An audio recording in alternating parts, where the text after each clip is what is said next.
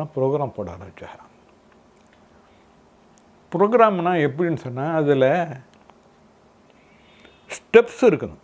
10, 20, 30, 40ன்னு போட்டு தான் அதை ஸ்டெப்ஸை போட்டு தான் நான் வந்து ப்ரோக்ராம் பண்ணணும்.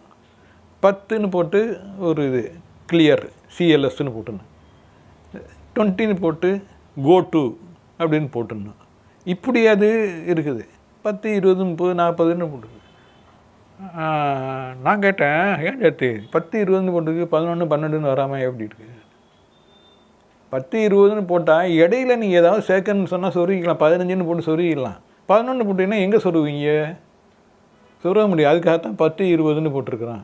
இது எப்போ குழந்தை கொடுத்து 4-5 நாளையில் நான் கேட்குறேன் இதை. அதுக்கடையில் அந்த மேனுவலை பார்த்துட்டு இதை போட்டு குடஞ்சி ஓரளவுக்கு வந்துட்டா வந்து தான் அந்த காலண்டரை கம்போஸ் பண்ணுது. அப்போ எந்த விதமாக